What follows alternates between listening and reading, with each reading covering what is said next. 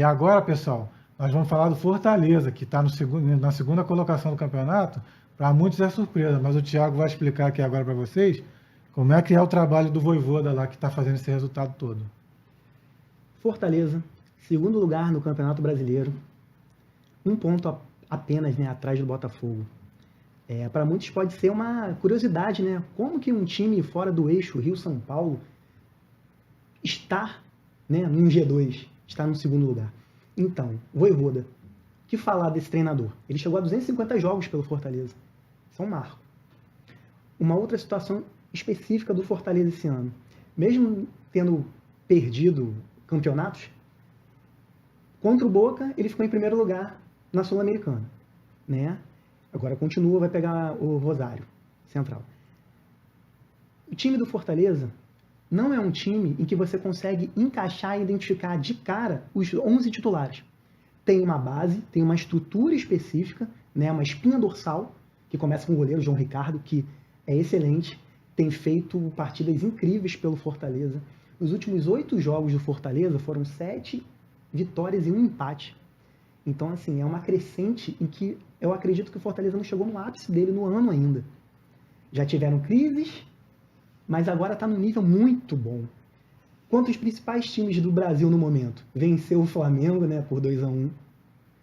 Empatou com o Botafogo por 1-1 e venceu o Palmeiras por 3-0. Então, só isso aí já se torna também um ingrediente a mais para falar da campanha do Fortaleza.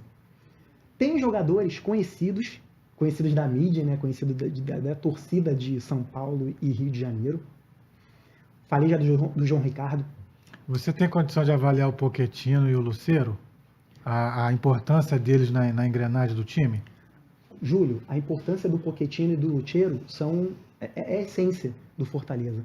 Só que é engraçado, porque nos últimos jogos eles não têm jogado, né? Estão com lesões, mas mesmo assim o Fortaleza não perdeu a essência, mesmo não tendo os seus principais jogadores à disposição. O Pochettino é um armador que consegue girar a bola rápido, né? Meio campo, faz essas flutuações com os pontas. Lucero é um atacante finalizador, matador, faz os gols, tem disposição, briga, combate, faz gol. Eles são 2 dos principais jogadores do Fortaleza. Mas mesmo eles não jogando, o Fortaleza continua com uma característica específica e peculiar. A gente pode, em termos de comparação, falar como se fosse o início do trabalho do Arthur Jorge no Botafogo. Aquela situação que a gente já conversou, Júlio, de terem 4 jogadores e que os 4 jogadores conseguem estar sempre em posições variadas. O Fortaleza é dessa forma. É tipo como se fosse assim, ele joga com 2 volantes, deve ser isso que eu estou entendendo. Ele joga com 2 volantes e os 4 da frente vai trocando de posição. É isso, perfeito. Ah, entendi. Então ele acaba tendo 2 jogadores de contenção, mas não são 2 jogadores que ficam plantados, parados, que fazem um terceiro zagueiro quando não tem a bola. Certo. E que se vão à frente, eles partem à frente, né? Tem vários jogadores com essa característica na equipe do Fortaleza, né? Aqueles jogadores mais próximos da linha do volante. Tem o Sacha, tem o Hércules, são bons nomes.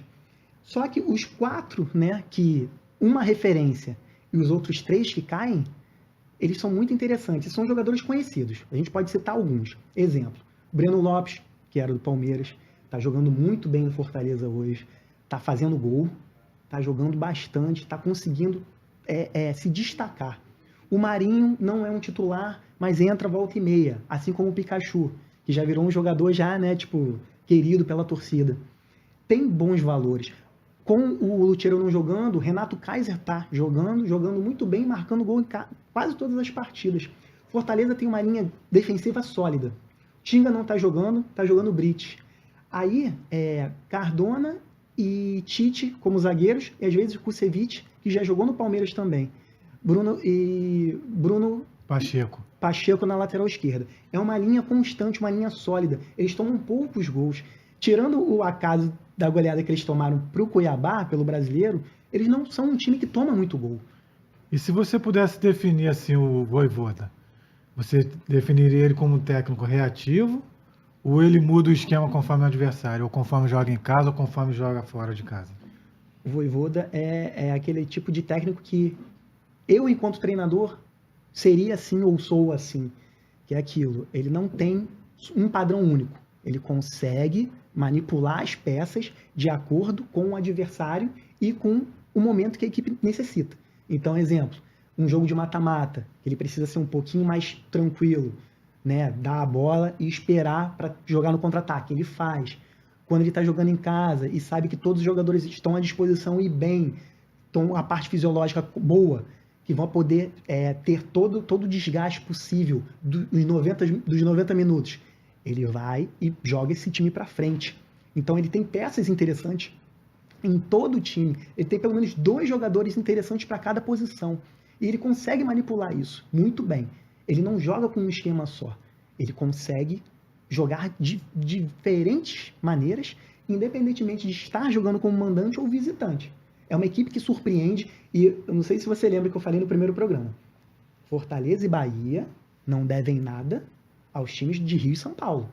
E uma semana depois, um pouquinho depois, a gente vê que o Fortaleza está em segundo lugar. E o Bahia vai chegar